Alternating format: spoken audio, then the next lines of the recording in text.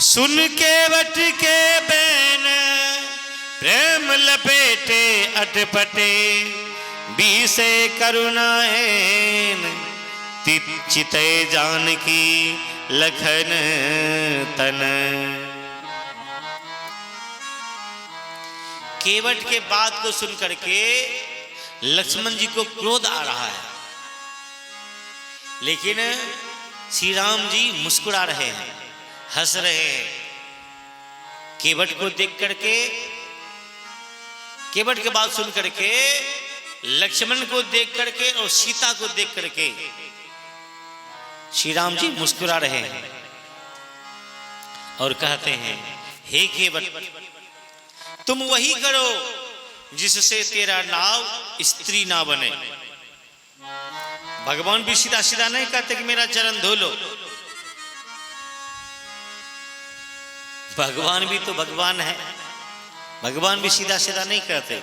भगवान कहते ठीक है तुम वही करो जिससे तेरा नाव स्त्री ना बने, वही काम करो। केवट ने कहा ऐसे नहीं, आप कहिए मेरा चरण धो लो। कृपा सिंधु बोले मुस्काई, सोई करो जही तब नाव न जाई। तुम वही करो जिससे तेरा नाव स्त्री ना बने, तेरा नाव नहीं जाए। केवट ने कहा ऐसे नहीं, मुझे कहिए हे केवट मेरा चरण धो लो। तब भगवान ने कहा, बेगी आनु जल पाए पखारूं, होत विलंब उतार ही पारूं। बेगी हे केवट जल्दी जल ले आओ और मेरा चरण धो लो, देर हो रहा है, पार उतार दो। तो केवट घर गया।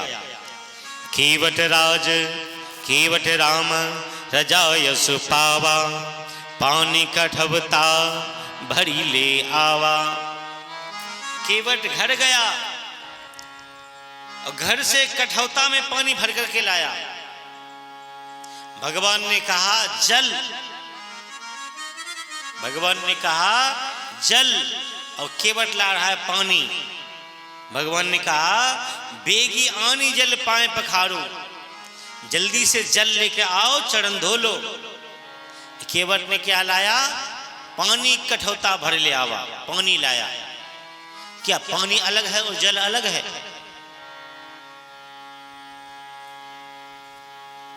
है तो दोनों एक ही, लेकिन फिर भी अलग है। कैसे अलग है? जो कपड़ा को धोने के लिए प्रयोग करते हैं, जिससे कपड़ा धोते हैं वो पानी है, जिससे छिट करके शरीर पे शुद्ध होते हैं वो जल है। अर्थात जिसमें जो व्यवस्था के काम में आता है वो पानी है, जो आस्था के साथ काम में आता है वो जल है साहब।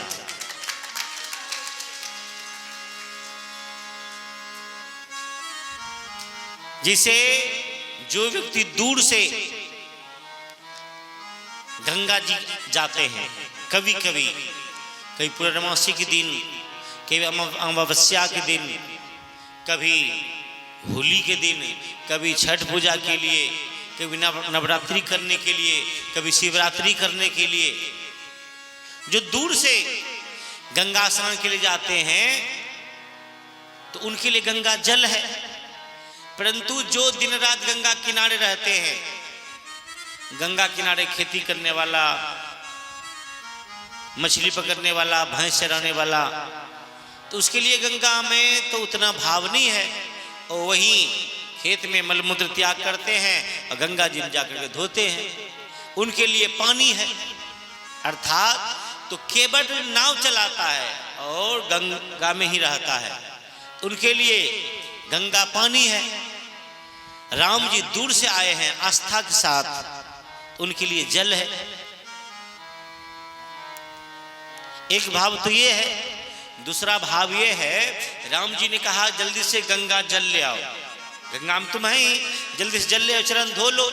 लेकिन केवट ने गंगा से जल नहीं लाया, घर से कठौता घर में होता, कठौता घाट पे नहीं होता, कठौता घर में होता है। कठौता तो मतलब समझ गए ना, जो लकड़ी का पहले बना होता था माता लोग, जिसमें आटा सानती थी, जो लकड़ी का काठ का बना होता कठौता, उसी कठौता में जल भर के लाए भगवान घर से। भगवान चरण धोने के लिए केवट ने घर से जल लाया।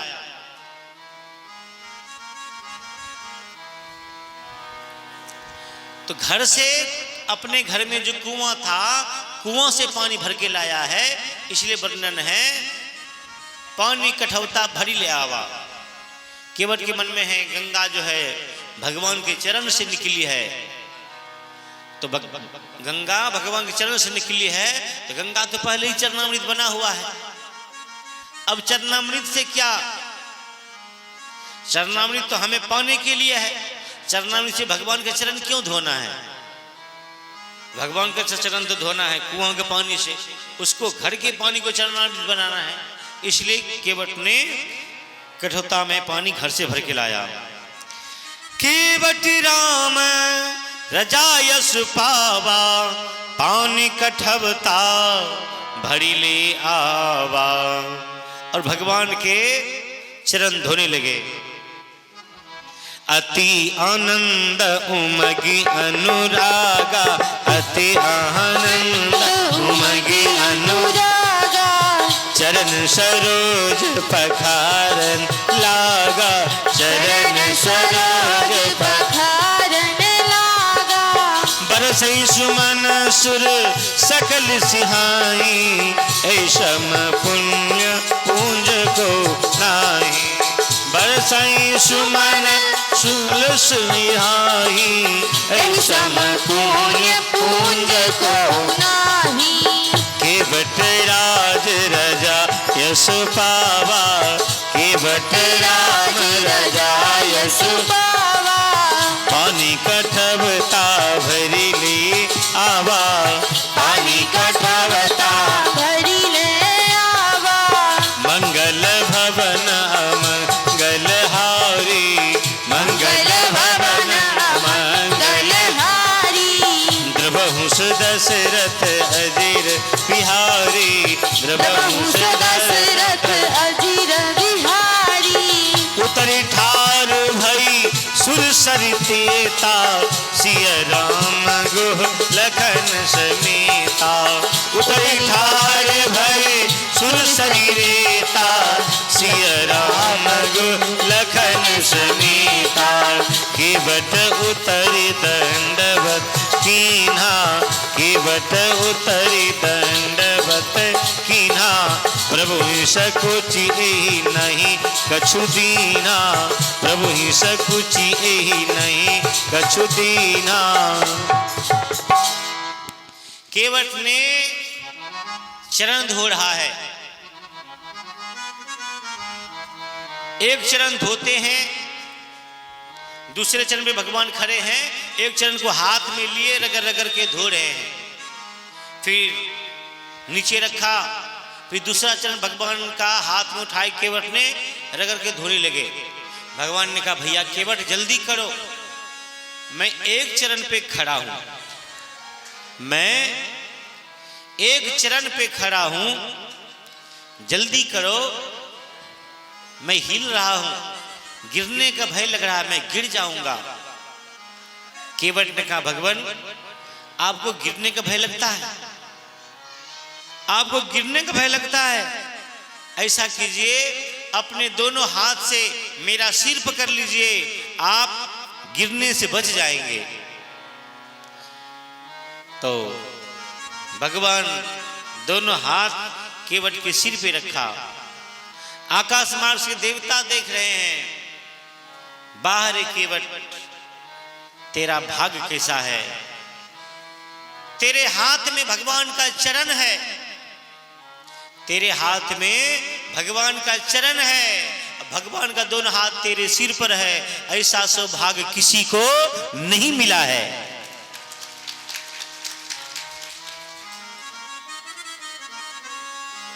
बेशक लक्ष्मण जी भगवान के पास रहते हैं, भगवान का चरण दबाते हैं, या कोई व्यक्ति आपका चरण दबाता हो तो आपका हाथ कहाँ रहता है? ऐसे बिस्तर पे आप लेटे हैं, आपका हाथ बिस्तर पे है, कोई चरण दबा रहा है, तो एक ही लाभ मिला चरण दबाने का। या कोई व्यक्ति आपके सिर पे हाथ रखा, आप प्रणाम कर रहे हैं, नीचे है, तो पैर के ऊपर पे आपका हाथ है, तब दूसरा कोई व्यक्ति सिर थपथपा सकता है। लेकिन केवट को ऐसा अवसर मिला है, केवट के तरतीब एक हाथ पे भगवान का ऐसे चरण रखा हुआ है, ऐसे धो रहा है, और भगवान दोनों हाथ केवट के सिर पे रख करके, बहाना है सिर को पकड़ना, ये हकीकत बात है केवट को आशीर्वाद देना। देख करके लक्ष्मण और जानकी देख रहे हैं केवट कब से ये नाटक किया जा रहा है, भैया चुपचाप देख रहे हैं और हंस रहे हैं। राम जी हंस रहे हैं, राम जी केवट के मुख को देखते हैं, केवट राम जी के मुख को देखता है, दोनों हंसते हैं, और हंसते हुए दोनों जानकी की तरफ और लक्ष्मण की तरफ देखते हैं। ये दोनों समझ नहीं पा रहे हैं, भैया मुझे देखता है, भाभी को देखता है, और केवट का मुंह देख के हंसता है। केवट और भैया दोनों हंस रहे हैं, बात क्या है? अच्छा, मन में संशय होगा, आप 4 व्यक्ति हैं और 2 व्यक्ति आपसे अलग है, और कान में एक दूसरे से बात कर रहा है और आपको देख करके बात करता है, हंसता है, मन में संशय होगा, भाई हमको देख के हंस रहा है, जरूर मेरे विरुद्ध में कोई बात कर रहा है, मेरा हंसी उड़ा रहा है। तो लक्ष्मण जी के मन में और जानकी के मन में ऐसा संशय हो रहा है कि भैया केवट को देखते हैं, केवट भैया को देखते हैं, और फिर दोनों मिलके हमें देखते हैं, हमें देख करके हंसते हैं। इसका कारण क्या है? हंसने का ये कारण है, ये क्षीर सागर का बात है। क्षीर सागर में भगवान विष्णु शेषनाग के सैया पर विराजमान है, और देवी लक्ष्मी भगवान के चरण दबा रही हैं। देवी लक्ष्मी चरण दबा रही हैं, भगवान लेटे हैं, और शेषनाग ऐसे फन फैला करके भगवान के ऊपर छां किए हुए हैं। तो एक कछुआ आया, भगवान का चरण स्पर्श करने के लिए। तो शेषनाग से लक्ष्मी जी ने कहा, देखो देखो वो कछुआ आ रहा है। लक्ष्मी जी कछुआ को देख करके भयभीत हो गई, देखो देखो ये कछुआ आ रहा है। तो शेषनाग ने फुफकार मारा, शेषनाग ने जब फुफकार मारा तो कछुआ शेषनाग की फुफकार से मर गया। वो कछुआ मर गया, तो कछुआ का प्राण ज्योति शरीर से निकला और भगवान के पास आया, हाथ जोड़ के कहने लगा, भगवान मैं कोई अपराध नहीं किया था, मैं आपका चरण छूने के लिए आ रहा था, मैं आपका चरण स्पर्श करने के लिए आ रहा था, परंतु आपके शेषनाग ने फुफकार मार करके मुझे मार दिया। भगवान बताइए मेरा क्या अपराध था, किस अपराध का सजा मिला, ऐसा क्यों मेरे साथ हुआ? मैं आपका चरण छूने के लिए गया था, चरण भी छू नहीं सका, उल्टा मुझे दंड भी ले गया, शेषनाग ने फुफकार मार के मुझे मार दिया। तो भगवान ने कहा, हे कछुआ, ये बात सही है, लक्ष्मी मेरी चरण दबा रही है, और शंकरसन के ऊपर मैं लेटा हूं और मेरे ऊपर छत्र छाया भी किया है, फुफकार मारकर तुम्हें मार दिया, और तेरा कोई अपराध नहीं था, तुम तो चरण स्पर्श करने के लिए आ रहा था, फिर भी तुम्हें मारा गया, और तुम्हें चरण स्पर्श का लाभ भी नहीं मिला। ऐसा कीजिए, आप त्रेता युग में केवट बन करके रहिए गंगा के घाट पर। मैं आपके घाट पे आऊंगा। आप तो प्रयास करके आए थे मेरे पास, लेकिन वहां पर आपको प्रयास नहीं करना पड़ेगा। मैं स्वयं चल करके आपके घाट पे आऊंगा। उस समय तुम मेरा अभी चरण छूने के लिए आया था तो फुफकार से तुम्हें मरना पड़ा। उस समय तुम खूब मेरा चरण रगड़ रगड़ के धो लेना, तुम्हें कोई रोकने वाला नहीं होगा। और आशीर्वाद के लिए मेरा दोनों हाथ तेरे सिर पर होगा।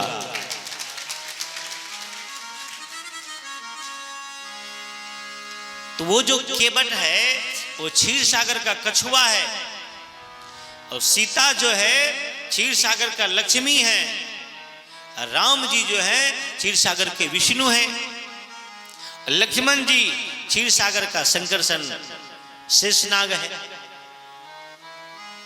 इसलिए संकर्षण रूपी लक्ष्मण और लक्ष्मी जो सीता बनी है, ये दोनों देख रहे हैं, और राम जी जो विष्णु का अवतार है और केवट जो कछुआ का अवतार है, वो दोनों मुस्कुरा रहे हैं, कोई रोक नहीं पा रहे हैं, इसीलिए दोनों मुस्कुरा रहे हैं। बोलिए शंकर जन भगवान की जय। इस तरह से चरण धोया।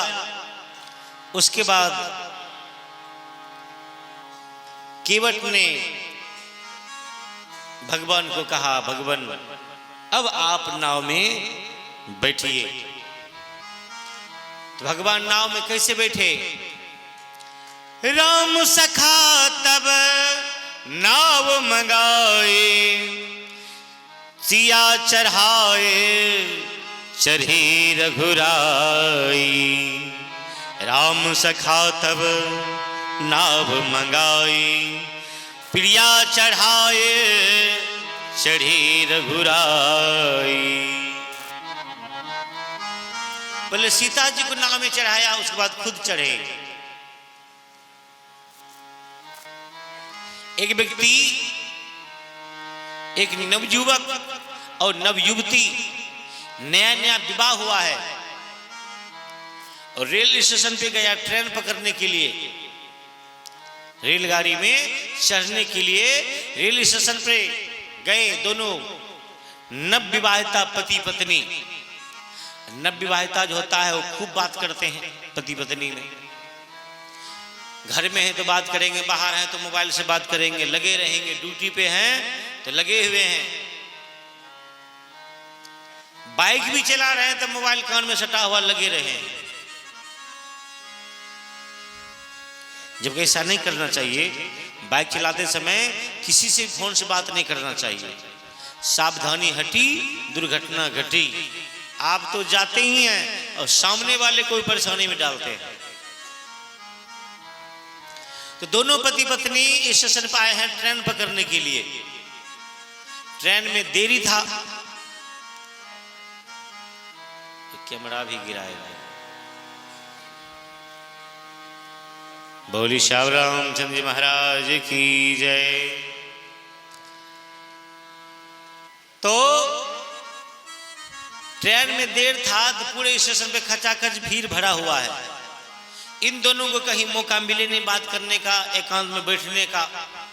देखा प्लेटफार्म के उस पर अंतिम में एक कुर्सी खाली है, जो सीमेंट का बना हुआ रहता है बिरंग जैसा, एक अंतिम में खाली है।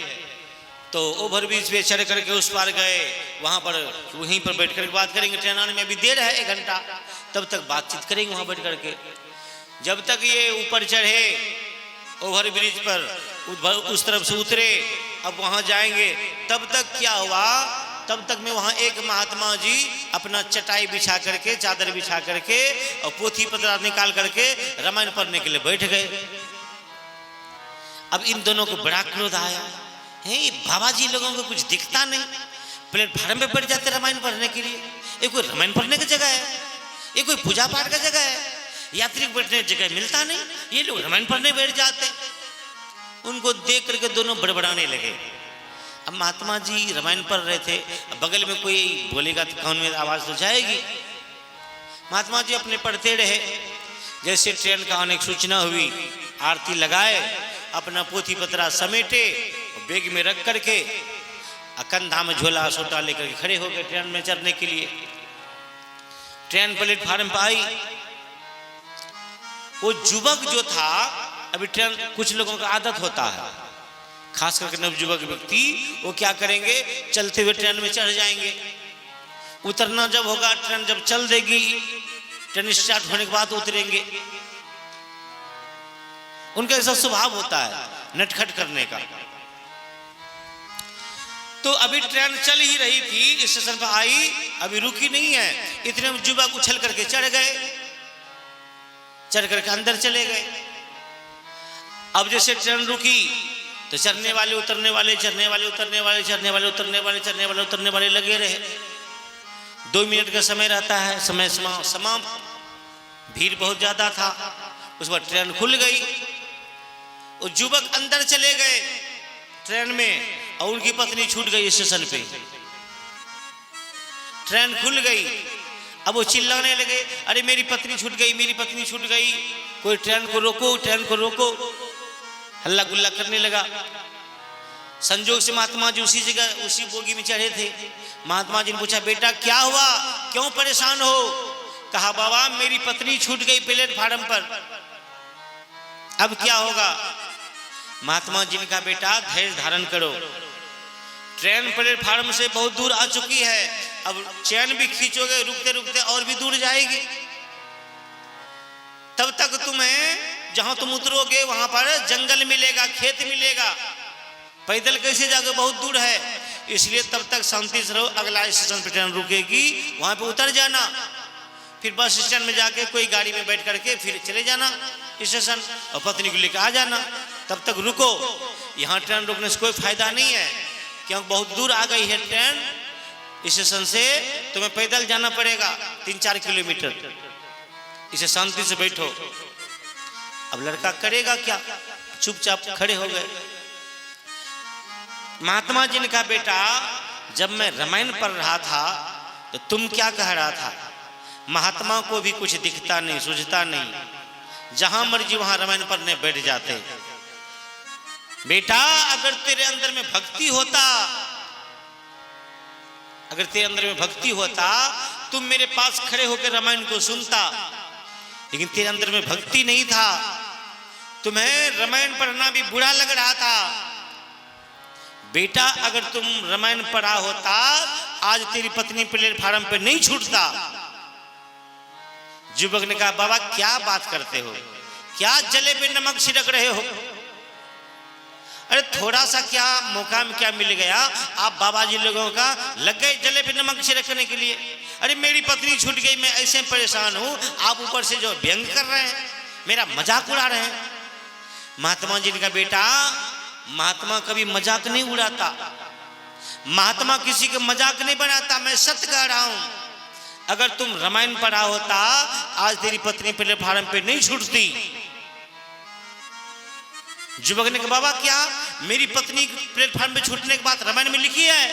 बाबा ने कहा, बिल्कुल लिखा है। कहां पे लिखा है? महात्मा जी ने कहा, बेटा सुनो, कहां पे लिखा हुआ है? राम सखा तब नाव मंगाई, सिया चढ़ाए चढ़े रघुराई। राम सखा तब नाव मंगाई और सिया चढ़ाए चढ़े रघुराई।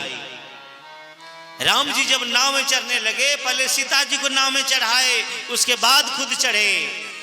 बेटा अगर तुम रामायण पढ़ा होता तो ट्रेन में पहले तुम उछल के नहीं चढ़ता, पहले अपने पत्नी को चढ़ाता, उसके बाद तुम चढ़ता। आज तेरी पत्नी प्लेटफार्म पे नहीं छूटती। अगर रामायण पढ़ा होता तो पहले अपनी पत्नी को चढ़ाता ट्रेन पे, तुम पीछे से बाद में चढ़ता, आज तेरी पत्नी नहीं छूटती। इसलिए साहब रामायण में जो कुछ भी लिखा है हमारे जीवन की बात लिखा हुआ है, हमारे जीवन की बात लिखा हुआ है। हमें कैसे चलना चाहिए, कैसे रहना चाहिए, घर में कैसे रहना चाहिए, पिता के साथ कैसे बिहेव करना चाहिए, पुत्र के साथ कैसे करना चाहिए, समाज में कैसे रहना